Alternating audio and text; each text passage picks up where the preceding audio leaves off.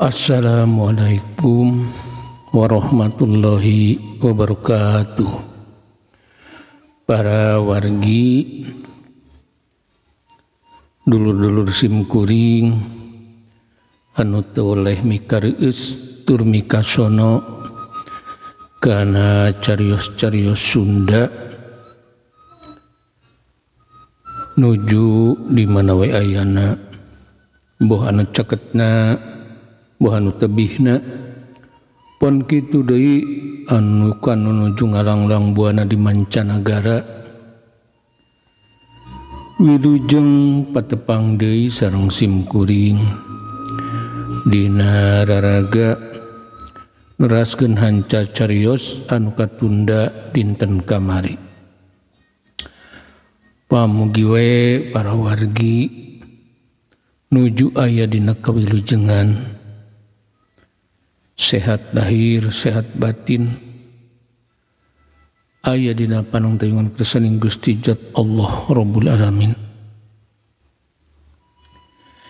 Kalayan simkuring ngahaturkeun nuhun ka para wargi nu teu boleh ngarojong kana lumangsungna ieu dongeng wujudna tina ngamumule sastra Sunda. Hatur nuhun kasadayana. Mugia naon anu diugikeun ku pribados salawasna tiasa ngajantenkeun hiburan, tiasa ngajantenkeun pangbebrahmana kanggo sakur anu ngadangukeunana. Dina dinten ieu teh masih dina carios nu ngelmu rawa rontek. Ieu carios sabagian ageng mangrupikeun kisah nyata kajantenan nu kaalaman ku penulisnanya. Mung sabagian deui parantos direumbeui ku carios-carios fiksi. Atuh bilih di antawisna aya nu kasebat jenengan oge tempat pangancikan. Mugi agung cukup lumur kersang hapunten teu aya maksad kanggo nyebat jenengan salira oge panglenggihan salira. Eta mah panginten mung kalerasan we jenengan salira sami sareng anu aya dina carios. Mangga para wargi ieu carios urang kawitanan wilujeng ngadangukeun pun awitu astu ndamasidam. Mugia salira salawasna aya dina kamuliaan.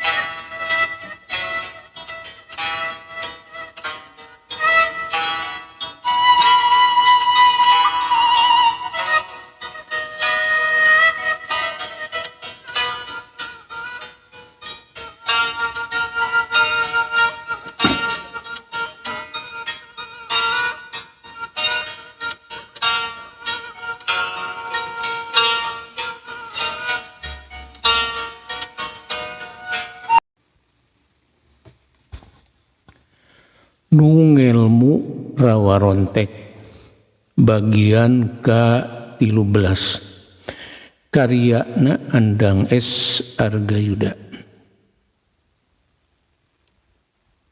Muhun ibu mah teu tekadna haritan teu kitu, tapi dari bangsa siluman mah teu aya anu bener.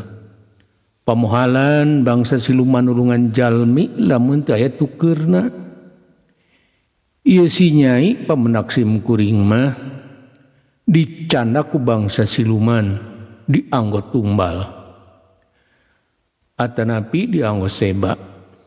Namun katingalina mah masih di perjalanan. Wisnu ngajelaskeun kana kayan eta budak awewe kasarean wae di dinya dumasar anu ka panggih ku Wisnu Kamandaka. Duh ujang, kedah kumaha tuh ibu teh, teu ridho anak ibu dicanda ku bangsa siluman. Tulungan ibu ujang. Nyiwarsi ngagukuk midangdam. Laju minta tulung ka Wisnu Kamandaka. Mohon keun urang susul ku sim kuring. Mung punten ngiring menekung di enggon anu kosong. Bari nyuhunkeun ruhak dina parukuyan kau ngabantu sim kuring supada susu dina enggoning menekungna. Teu hese ruhak langsung disiapkeun dina parukuyan. Da geus biasa di zaman harita mah urang padesaan masuk barogeun parukuyan. Laju Wisnu ditempatkeun di enggon paranti nu gering. Sanggeus sagalana siap, Wisnu Kamandaka sila nyang harapan parukuyan anu burahai kuruhak. Uruluk leungeuna murulukeun menyan. Maksudna ukur keur panganteur dina mangsa manehna ngamalkeun ilmu supaya husu. Da judu adampal leungeuna dirapetkeun palebadadana. Lalaunan Wisnu ngarenghap jero. Jiwa jeung pangrasana gumulung ngaha jadi hiji. Satunggal dina rasa pangawasa. Nu kareunge teu direunge, nu katempo teu ditempo, nu kapikir teu dipikir, nu karasa teu dirasa. Bismillahirrahmanirrahim. Inni tawakkaltu 'alallahi rabbi wa rabbukum. Wisnu ngagereneng dina kalimah Allah. Laju panonna dipeureumkeun. Pelesat jiwa anu linuhung ku ilmu panemu ngajorelat nembus nabirin. Mapai-mapai lurung waktu. Laju jiwa Wisnu anjog ka hiji mumunggang gunung anu pantempatanana Harieum Caneum. Sanggeus aya di mumunggang gunung Wisnu rarat-raret ka subudeureun tempat. Breh tatangkalan jarangkung ting harlung. Tatangkalan anu badag ngarampidak nyuhan memunggang. Ret deui kana batu-batu anu tingjung kiring sagede-gede leuit. Ngurilingan hi tempat nu ieuh linduh kahieuman tangkal-tangkal jarangkung. Teu pati lila sabada Wisnu anjog ka eta tempat, cungungung suara anjing leuweung ngalang laung. Matak ngahudang ka keueung. Seor angin ngadadak ngaguruh di limbungan. Tatangkalan carangkung ting planoy sigarek rungkad. Jegug manug jurig disesada dina rungkun-rungkun anu ting runggunuk. Cungungung suara anjing leuweung beuki ngalang laung.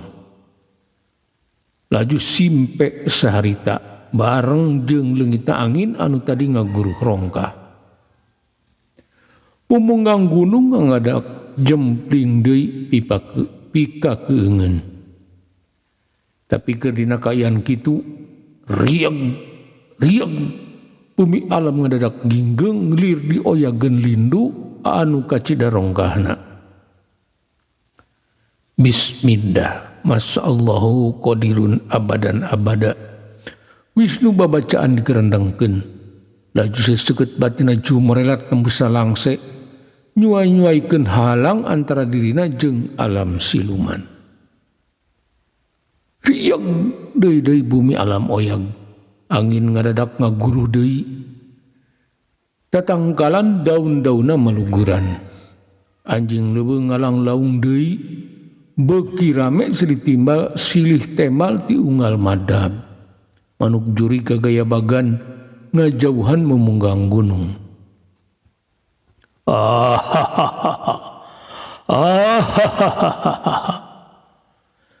Hei manusia, saha andika bet make kumawani datang ke tempat kuda lain mangsa. Sanggeus lindu jeung angin anu ngagelebug reureuh bet aya nu babarakatakan. Sorana nanding gludug ti beurang mataksawan pikeun jalma-jalma borangan. Tapi ari pikeun Wisnu mah daya riuk-riuk anu siga sieun. Wisnu kamandaka ngusap beungeutna bari kunyem-kunyem. Breh aya tangtungan jirim anu harlung jangkung badag. Huluna buleneng, matana bolotot sagede-gede bal pingpong. Irungna ngadungkuk sagede terong. Untuna ranggeteng sagede-gede baliung. Eta jirim teh ngabedega nulak cangkeng. Matana nu burahay mencerong ka Wisnu kamandaka. Siga anu keur nyidik-nyidik. Sabab kakaraeun aya manusia nu mawani ngadatangan tempat manehna lain mangsa. Buta kala mangsa, cenah hari bangsa jin mah warusa durung winarah. Jadi teu kudu tatanya, anjeun pasti apal ka diri kula.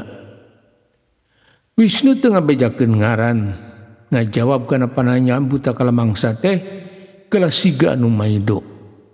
Sabab cek pikir Wisnu ari bangsa jin mah sagalanya ho.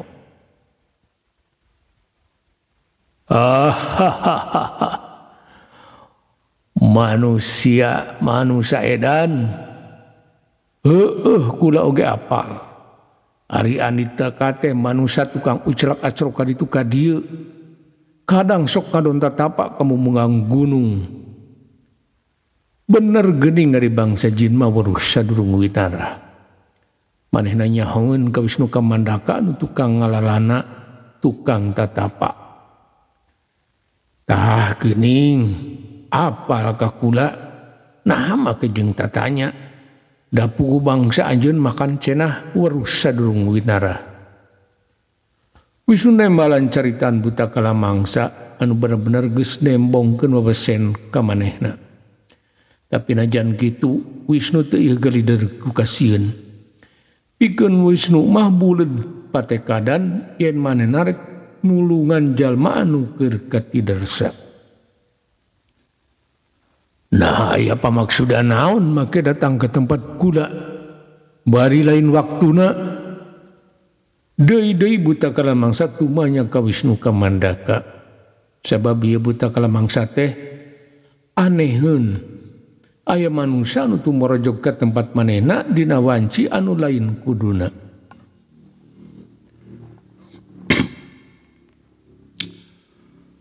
Kula dek nyusul budak awewe anu dibaku anjeun ka dieu. Eta budak parawan ku anjeun dicokot dipake tumbal. Dibikeun teu dibikeun eta budak parawan ku kula rek dibawa deui balik. Wisnu kamandaka teu neungludeung. Nyaritakeun pamaksudanana teu ieu sieuneun.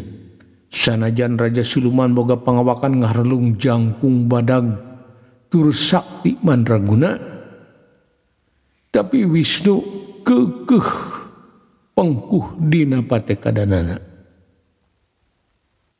Urang ajar sugan sia teh manusia edan.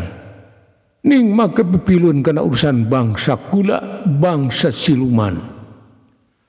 Buta kala mangsa kacida makeunana barang ngadenge pamaksudan Wisnu. Ieu Raja Siluman teh asa diecek ku Wisnu kamandaka. Sabenerna kula teu rek pipilueun kana urusan anjeun. Sabab urusan anjeun jang anjeun, urusan kula nya jang kula. Tapi eta budak awewe rek dibikeun teu dibikeun ku kula bakal dibawa balik. Wisnu kamandaka keukeuh dina tekadna rek nulungan budak awewe anu dibawa ku buta kala mangsa. Urang ajar mun hayang dibikeun andika kudu sujud sembah ka kula. Kudu daek jadi abdina bangsa kula. Buta kala mangsa kalah nitah Wisnu sakan sumujud ka manehna. Sabab lamun nya ieu manusia sujud sembah ka manehna bakal jadi balad manehna.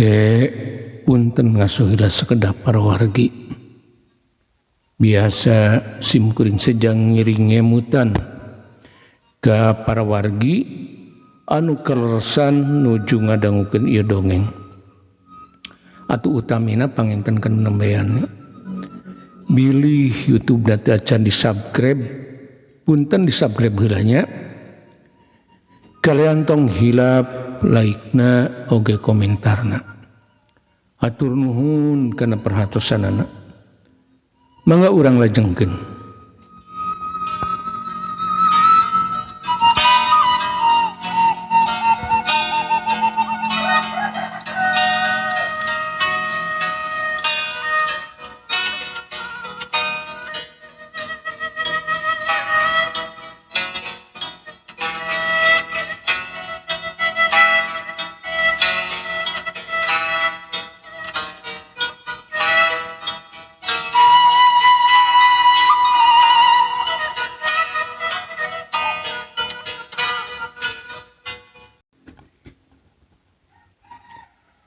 Kula mah moal sujud sumembah ka bangsa anjeun sabab kula ukur sumujud kanu nyiptakeun bangsa anjeun jeung bangsa kula nyaeta Gusti Allah Rabbul Alamin Wisnu tandas nepikeun pamadeganana ka buta kala mangsa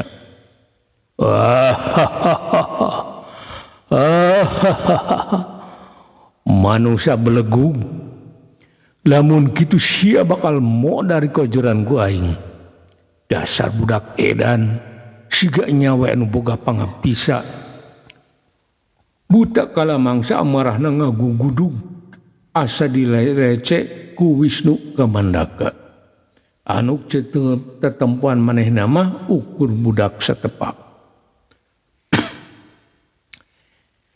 yeuh Raja Siluman bisi hayang nyaho mah maot jeung hirup pilih kula lain urusan andika tapi pangersana zat anu makawasa nyaeta pangersana Gusti Allah anu ngawasa sadaring alam sadaring makhluk Wisnu teu endag bulu salamar sanajan nu keur disangeureupana teh Raja Siluman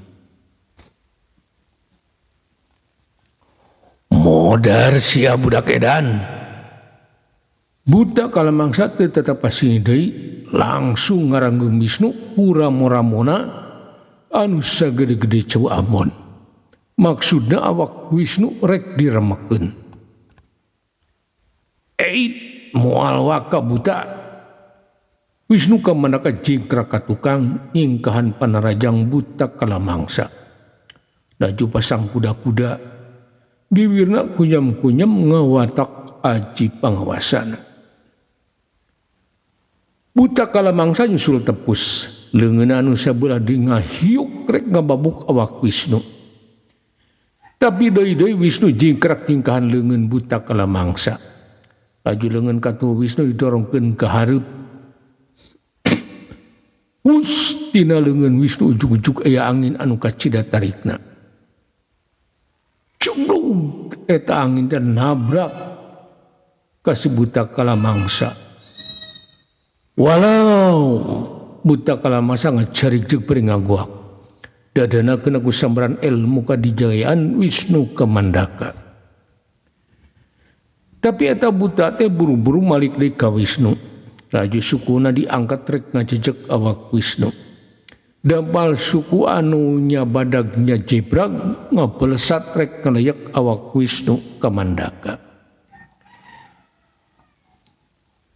tapi Wisnu lain jalma samanea jeung deui anu keur adu hareupan jeung ieu buta kala mangsa teh mangrupakeun jiwa anu dipinuhan ku panguasa linuhung Wisnu kacidarikatna barang dampal suku buta kala mangsa rek ngajejeg manehna ngan sakilat Wisnu ngageserkeun awakna laju dampaleun katuna anu masih keusik ku ilmu kadijayaan dibabukeun kana suku buta kala mangsa cebrot walau deui-deui buta kala mangsa ngagoak awakna sasampoyongan leungiteun kasaimbangan. Pikirna ngadadak teu paruguh, manehna kacida helokna sabab asa kakara panggih jeung manusia nu bisa ngalawan manehna. Kalayan ieu budak ngora teh masih ngora, tapi ilmuna kacida luhungna. Tapi buta kalamangsa teu kapapanjangan pikir, sabab manehna beuki ngaberungku nafsu amarah. Saumur hirupna kakaraeun aya manusia anu kumawani ngalawan manehna. Da buta kalamangsa ngaranggem di Wisnu kuleungeun katuhuna, matana anu bolotot ngadadak burhai hurung. Sukuna dijejekeun kana taneuh atuh bumi alam ngadadak kinggeng. Tapi Wisnu deui-deui luncat ngajauhan dengan buta kalamangsa. Laju Wisnu ngudar iketna kerencem babacaan. Basa buta kalamangsa ngarontok bari semudongko. Sakilat awak Wisnu ngagajreng ka luhur. Laju iketna dibabukeun kana huluna buta kalamangsa. Walau tobat manusia kula nyerah. Buta kalamangsa rumanggiung, laju awakna ngagedebut di bandemah. Saterusna maksakeun udang bari rumanggiung, laju diuk madep ka Wisnu Kamandaka. Kagaranganana salaku raja jin siluan ngadadak sirna. Lamun kitu sok buru ka dieu kana teh budak awewe. Mun teu dibikeun Andika jeung nagara Andika bakal hancur leburkeun ku kula. Wisnu ngadadak garang kadal ucap pangancam ka buta kalamangsa. Sebab lamun teu kitu bangsa siluman mah moal bisa diajak damai. Itu tuh meureun anu masih dina gotongan pek we bawa balik ku Andika. Kula moal kumawani deui ngahalangan Andika. Antukna buta kalamangsa teh mikeun eta budak parawan sangkan dibawa dimulang ku Wisnu Kamandaka. Ret Wisnu Kamandaka ngareret kana panuduhan buta kalamangsa. Nyawe aleutan makhluk pikasieun anu keur nyawe aya aleutan makhluk pikasieun anu keur ngagotong pasaran. Laju Wisnu muru kanu keur digotong. Breh aya budak awewe kira umur 12 tahun keur ngagogoler dina gotongan. Sanggeus yakin sarua jeung anu aya di imah ibu Warsih. Laju eta budak awewe teh dipanggul ku Wisnu. Saterusna jeung Wisnu Kamandaka jumorelat tembus deui labirin. Mapai-mapai lurung waktu muru di mana manehna keur menekung mujasmedi.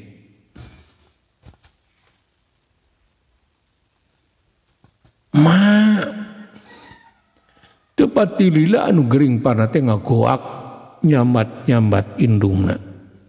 Laju yang hudang beri dua kliuk siga keur aya anu diteangan. Nyai anak king Brug Nyi Warsi ngarangkul anakna, laju digalentoran bakat ku bunga. Geus leungit di kaera Nyi Warsi ngagaur ceurik midangdam bari nyiuman anu jadi anakna. Rasa rumasa kana kalakuan manehna zaman baheula, zaman katukang, ngadadak miraraan dalembutanana. Masieun anak Nyi Warsi anu katelah cimae ngagerok ka indungna bari teu eureun bibiri gidigan. Sabab masih biraraeun ku kajadian anu kaalaman ku manehna. Dina kongkolak ponona masih katembong makhluk-makhluk pikagilaeun. Sieun kunaon Nyai? Pan ayeuna mah geus di imah urang deui, moal aya naon ieu? Nyi Warsi buru-buru ngadarema anakna, bari kitu teh manehna oge ngadadak ku meleter reuwaseun ku kajadian tadi.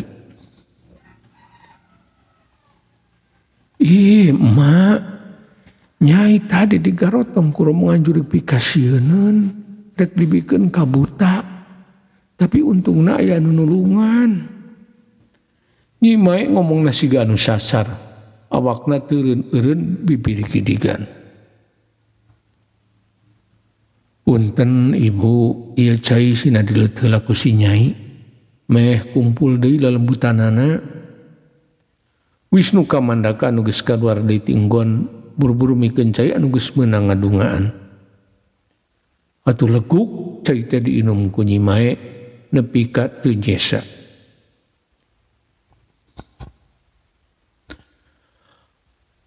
Alhamdulillah tos pulih deui mah. Moal aya naon deui si nyai aman ayeuna mah. Wisnu Kamandaka cumarita kanu araya di dinya. Atur nuhun ujang, berat nyuhun, berat nanggung, berat narimakeunana. Nyi Warsih nyegruk hareupeun Wisnu Kamandaka. Bakat kudu marima kana naon anu geus dipilampah ku Wisnu Kamandaka. Da syariatna lamun teu ditulungan ku Wisnu Kamandaka mah anakna teh geus pasti perlaya. Daju Nyi Warsih ngeupulan duit ka Wisnu. Sanajan ku Wisnu ditolak oge, Nyi Warsih ngeukehan kudu ditarima. Wujud tina karuasa geus ditulungan cenah.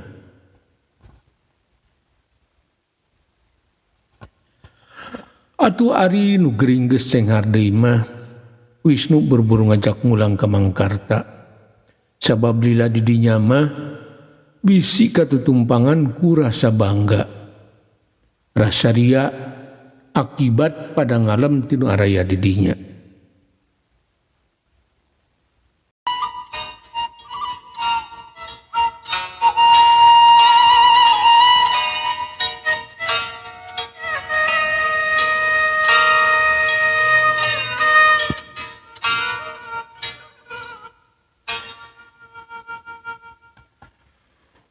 Pun para wargi rupina cerus nyambung anu judulna Nungelmu Rawarontek bagian ke-13 dicekapkeun mung dugi ka dieu. Enjing atanapi pageto manawi urang dipareng umur anu panjang tiasa ditepangkeun deui dina kalajengan ieu carios. Bobor sapanon carang sapakan mugia para wargi agung cukup lumur jembar pangampura. Kerasa ngapunten kana sanis kanten kaluluputan kalelepatan simkuring dina tata cara ngadugikeun ieu carios. Wilujeng kantun para wargi. Wassalamualaikum warahmatullahi wabarakatuh.